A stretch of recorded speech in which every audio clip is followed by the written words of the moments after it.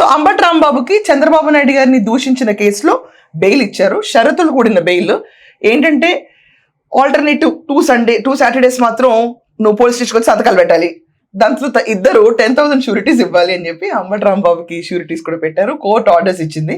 ఇదంతా ఒక రకంగా ఉంటే 33 కేసెస్ చంద్రబాబు నాయుడు గారిని తిట్టిన దానిపైన రాష్ట్రం అంతా పడినాయి. సో జడ్జి ఏమన్నారంటే పొన్నవాళ్ళు రిప్రజెంట్ చేశాడు. సో పొన్నవాళ్ళకి తెలుసు ఈ గెద సిస్టమ్ అనేది ఎలా ఉంటుందో.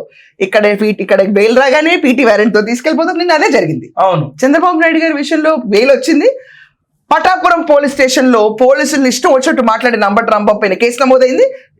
అలా కోర్టుకు తీసుకెళ్లి మళ్ళీ అలాగే గుంటూరు నుంచి రాజమండ్రి. కామెడీ ఏంటంటే పోలీసులే సపోర్ట్ చేస్తున్నారు ఇప్పుడు, మళ్ళీ కాపాడాలి.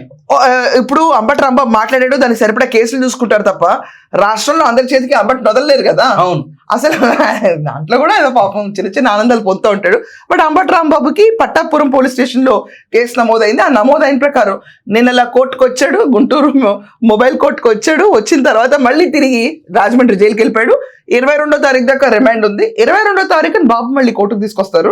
ఒకవేళ పోలీసులు తిట్టిన కేసులో బెయిల్ వస్తే ఓకే, ఆ రోజు బయటకు రావచ్చు. కానీ ఎక్కడ వచ్చే దాఖలాలు కనపట్లేదు. ఎందుకంటే 33 కేసులు ఆల్రెడీ పుట్టి చంద్రబాబు నాయుడు గారిని తిట్టిన విషయంలోనే ఉంది. ఇది కాకుండా 2-3 కేసులు ఇదివరకు చేసిన హంగామా ఉన్నాయి.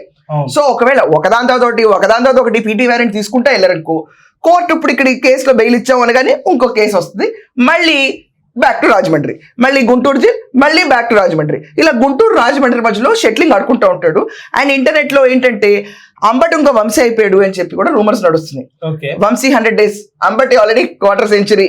సో అంబటి రాంబాబు అయితే ఒకవేళ ఇన్ని కేసులు సీరియస్ గా పడినాయి అనుకో, ఓయ్ నాకు తెలిసి ఒక 60-70 రోజులు అసలు ఈ బ్యాటింగ్ ఆగదు.